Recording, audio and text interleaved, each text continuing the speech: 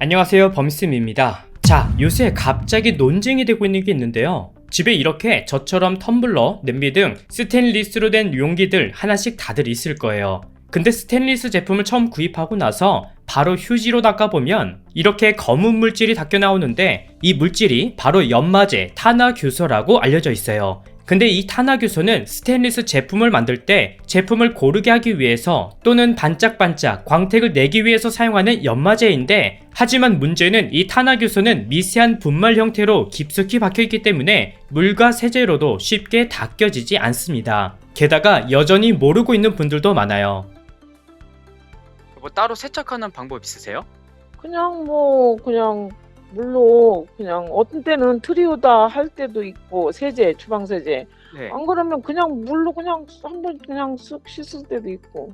지금 들으신 것처럼 대부분이 저희 부모님처럼 보통 그냥 물로 헹구거나 또는 세제로 한두 번 닦고 사용하실 거예요. 그래서 이 연마제, 탄화교소를 제거하기 위해서는 이렇게 해야 하는데요. 먼저 식용유를 묻혀서 닦을 용기에 키친타월과 헝겊 등으로 깨끗이 닦아주세요. 깨끗이 닦고 휴지를 확인해보면 이렇게 연마제가 검은색으로 묻어나오는 것을 볼 수 있는데 생각보다 많이 나오네요. 근데 이걸 제거 안하고 그냥 사용하면 저 검은색을 그대로 먹게 되니까 반드시 제거해야겠죠. 한두 번 반복하신 다음에 이번에는 스테인리스 크기에 따라 베이킹소다를 넣고 수세미로 닦아주거나 또는 작은 제품의 경우는 2-3분 끓여주시면 됩니다. 그 다음 마지막으로 알칼리 성분 중화를 위해 식초를 물에 타서 설거지 해주시고요. 마무리로 흐르는 물로 씻어주면 탄화규소는 깨끗이 제거됩니다. 근데 문제는 식약처에서 올린 영상이 논쟁거리가 됐습니다. 먼저 이 탄화교소는 국제암연구소에서 선정한 EA 등급 발암 추정 물질인데, 최근 식약처에서 오해와 진실이라는 영상을 하나 올렸어요. 그 영상을 보면 먼저 스테인리스에 사용되는 연마제는 발암 물질이 아니라고 하고 있습니다. 그리고 국내에서 사용하는 연마제는 발암 추정 물질인 탄화교소가 없으니까 인체에 전혀 해가 되지 않는다라고 안내하고 있어요.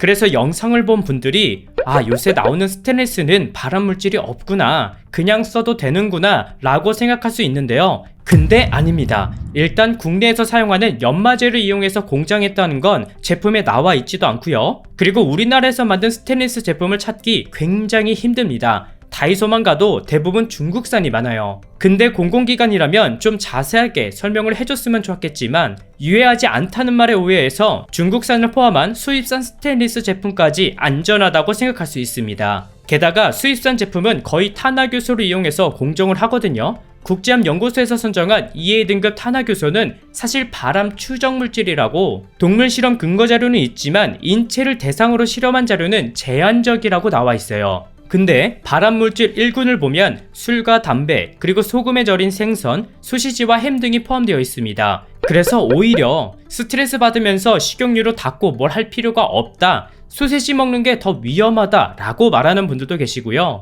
반대로 발암 추정 물질이라도 조심하는 게 좋지 않냐, 이건 사람마다 다를 수 있다 라고 말하는 분들도 계십니다. 여러분들도 저 리스트를 보고 어떤 생각이 드셨나요? 저도 소세지와 햄이 1등급 발암물질이라는 걸 이번에 알게 됐는데, 사실 등급표만 보면 탄화교소가 술과 담배, 소금에 절인 생선보다는 그렇게 치명적이지 않을 수 있습니다. 그렇게 따지면 자외선이 나오는 햇빛도 발암물질 1등급에 속하니 외출도 하면 안 되겠죠? 근데 솔직히 내 눈에 시꺼먼 검정색이 묻어나오는데 그걸 닦지 않고 쓰기에는 굉장히 찝찝할 수 있으니까 발암물질이든 아니든 무엇보다 잘 세척하는 게 좋을 것 같습니다. 마지막으로 이런 스테인리스 제품은 조심해야 됩니다. 바로 스테인리스 뒷면을 보면 이렇게 숫자가 적혀 있어요. 304 또는 18-8이나 18-10이라고 적혀 있는데, 대부분 정가에 판매하고 있는 스테인리스 제품은 다 이렇게 적혀 있습니다. 근데 가끔 저렴한 또는 외국 제품들 중에서 200번대 숫자가 적혀 있거나 또는 아예 숫자가 없는 경우도 있는데, 이런 제품들은 열을 가하면 이렇게 까맣게 글려지거나 금방 찌그러질 수 있습니다. 아무래도 값싼 금속을 사용한 제품이라서 망간의 함량이 높아 열에 취약하다는 단점이 있어요. 그래서 스테인리스 제품도 구매하실 때 반드시 뒷면에 있는 숫자가 300번대 또는 18-8, 18-10이라고 적힌 제품을 사는 게 좋다는 점도 꼭 기억해 주셨으면 좋겠습니다.